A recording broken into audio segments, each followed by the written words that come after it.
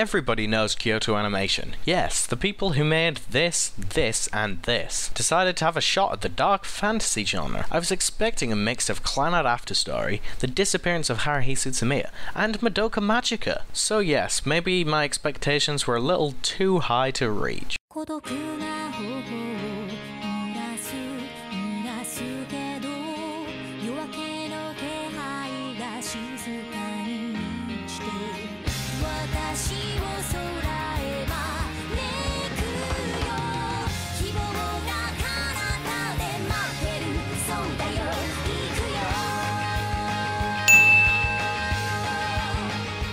When I watched the first episode, I hadn't seen the trailer or anything. It just had an interesting front cover and was one of the first new shows to air this season, so I gave it a shot. And the first episode was kind of grabbing, I guess, but I passively watched it just as much as I did with Non Non Biyori. I eventually kept the series on hold for a little bit, and I decided to catch up and keep watching after a while. It eventually started going more slice of life, then more fantasy shonen, then slice of life again, and then back to fantasy shonen. It just couldn't keep still on the genre scale, and this caused me to love parts and just get seriously bored at other parts.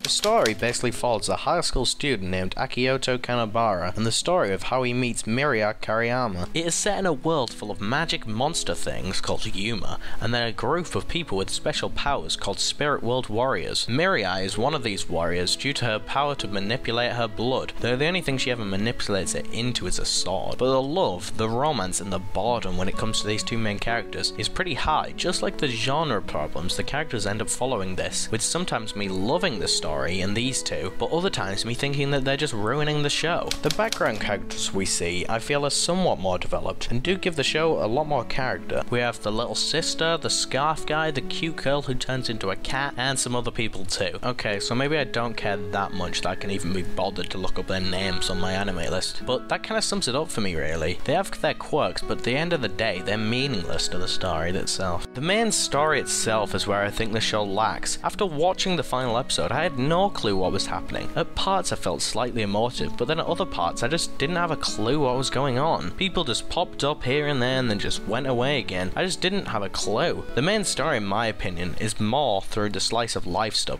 それじゃあ行きますよ。大丈夫。できる。きっとできる。私たちならなりきるの。そう。私たちは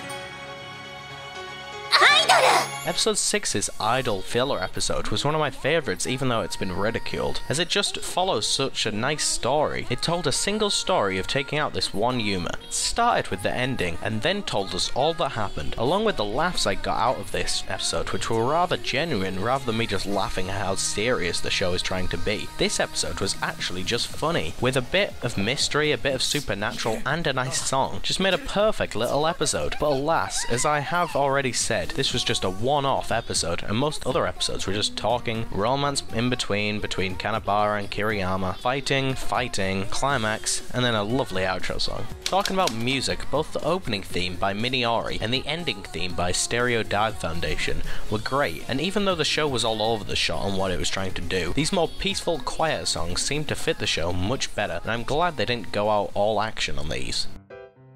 Something I do have to mention is the comedy found in this show. The relationship between the pervy guys and the innocent girls is pretty hilarious, and the two guys, one with the sister complex and one with the glasses complex, both act around each other, and the girls is just so great. Another thing I'm going to briefly mention in this comedy section is the little 3-episode ONA chibi spin-off show, but then the mention of episode 3 is no surprise. I don't know what the audience they were going for here, but I guess the animators just had some free time that they wanted to kill, so they thought they'd draw Scarfy with nothing else on but his scarf, and then make him jump around naked.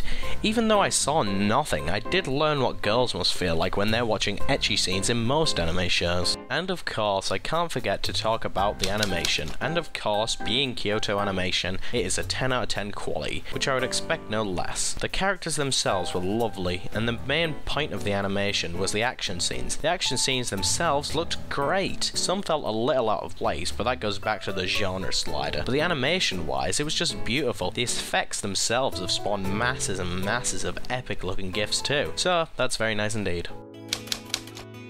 But with all this in mind, the focus of Kyoukai no Kanta, aka Beyond the Boundary, is just, as I've said repeatedly, all over the place. The other problem was that it was trying too hard to be serious sometimes, something that just didn't work in this show. The problem is, even with the awesome battles, the love story, and the comedy, it just didn't all work together at the same time. If I had to score this thing, I'd probably give it a 6.5 out of 10, just because of the story and the characters being all over the place in terms of what they wanted to be. Would I want another season of this show then? Yes, absolutely I would. And now that they understand the characters a lot more, and since that ending that we got, it could easily set up for a second season too.